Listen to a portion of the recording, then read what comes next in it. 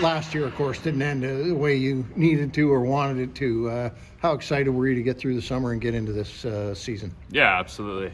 Injuries are always a tough part of the game, but yeah, unfortunately they happen. So, but obviously really excited for this season and had a good summer and feeling good. Looking forward to the season here. What do you do through the summer in order to be ready for today? Yeah, absolutely. Well, first off, it was a long one. Obviously, we wanted to go a little further in playoffs, but always take a little time to rest and then rejuvenate and hang out with friends and family. But then get at it. We spend our summers in Red Deer, Alberta, and we're on our acreage, so staying active out there. A lot of time spent outside, and then obviously at the rink and in the gym. So it was a good off season, but we're super excited to be back and ready to go here. You didn't get to see a lot of, get to know a bunch of the guys, so the turnover may not be, but it's usual at this level. What do you see in this new group of Marlies? Yeah, absolutely. Some new faces, and definitely see a lot of good players here. We have a lot of players, and everyone deserves to be in the lineup. And there's a lot of players that are going to be fighting for lineup spots every night, so it's good. It's good to have internal competition, and we think we'll be able to have a really good team. Where are you hoping to take your game this season? Yeah, I think obviously just be a good leader and two-way forward, hard defensively, hard to play against. Hopefully put the puck in the back of the net, a couple greasy ones in front, and obviously work hard and be a good leader, especially for the young guys coming in. I feel like it's at that point in my career where I can hopefully help some young guys in similar ways that older guys helped me when I was a younger guy. So really looking forward to take on that kind of role too.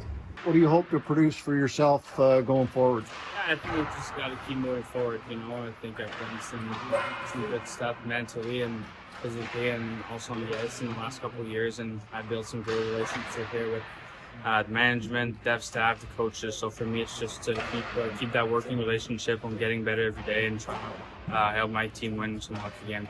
That's the biggest goal at the end of the day. So.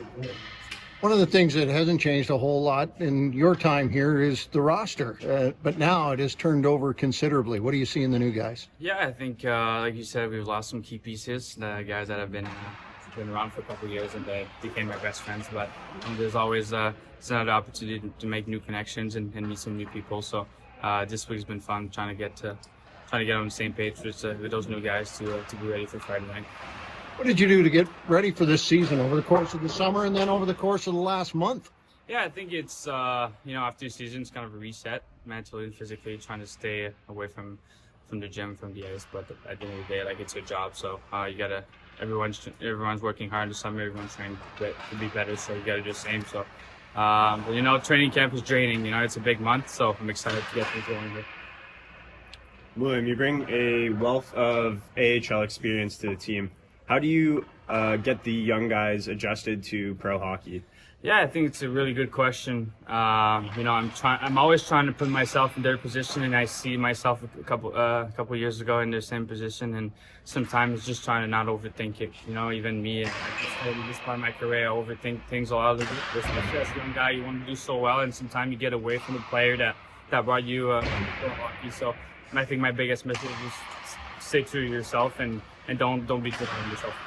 John, what do you get after today in practice ahead of your games this weekend? Well, we had to touch on some face-offs and some special teams and just really kind of hammer home again on how we want to play. You can't get it all found up in one day, but you can definitely check a few boxes off that we worked on special teams, worked on some face-offs. And again, we got to still make sure guys are excited to get ready to play on Friday. You talked a lot about possession and forecheck, and a little bit of that is the theme of the team going forward. Looks like you got a full crew that's able to execute. What do you think of the guys that you've got here ready to go? Well, we have again, there's an abundance amount of skill, abundance amount of guys that are working. We have lots of depth right now. Unfortunately, we got 6 lines out there, but only 4 to play. So. I think the guys understand it. I think that's why we're getting the best of everybody. They all want to make an impression that they want to play, and I wish we could play everyone. Unfortunately, we cannot. But at the end of the day, there's a standard and how we want to attack the day, and they've been doing a really good job of it. William Villeneuve, veteran player now, has come along during your tenure here with the team. What do you expect out of him? What do you need from him this year? I expect him to take that next step now that he's established himself as a really good defenseman on this team and in this league, and how we got there of having to, continue to work at it and be in and out of lineups and understand what it was going to take. And he put in all the work. Now that he's in that spot, now he needs to take that next level as a leader and continue to grow and now help the younger guys like guys did to him when he first came into the league. Reese Johnson, you got a short look at him last year, and then he ended up getting injured. What do you see in him and his role this year? Well, he's another one of those glue guys. You could put him in any situation.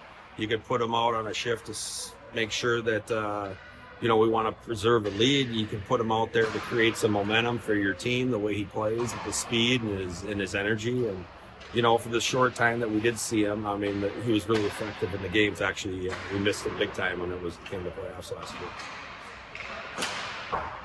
It's obviously a long season coach. There's a lot of wins and losses. How do you keep the young guys motivated to commit throughout the season? Yeah, just for them to stick to the process. It's a tough league to come into. Understanding a lot of them are coming from, whether it's college at 40 games or juniors at 50, 60, it helps a little bit more. But, just the consistency and the pace of everyday practice, they're not used to seeing that. And, that by the quicker they can adapt to that speed, the better they're going to become. And that's going to help their development as they move forward.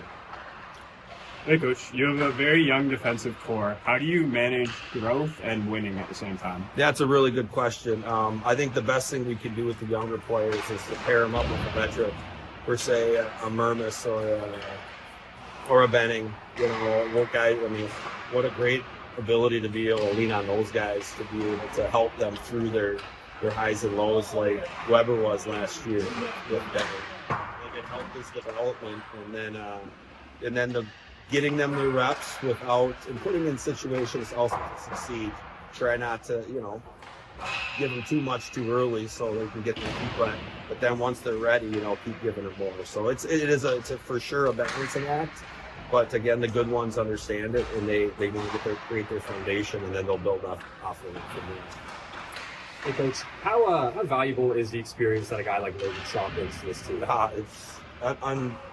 I can't say enough about it because he has a standard himself. He's a pro. He comes to work every day. Doesn't take any of the laps. If you ever watch him practice, he's constantly doing the right things. He's a pro's player, and then for us to get a player like that at this level, it's definitely fortunate for us, and we're very blessed to have that. And he's very well respected in the locker room, and we respect him as well as a staff. Coach, 7 division games to open the season. How good of a test is that to get your team going in? Well, you play them so many times. You got to make sure you set that tone. Like we talk about standards and how we want to play in identity. And what better way not to do it than against teams in our own conference and division? We want to set the standard and let them know when they're playing against the Toronto Marlies that they're in a game. And you have to establish that right from the get-go, because the quicker you can establish it, you don't have to search for it later on. So we're excited about that opportunity.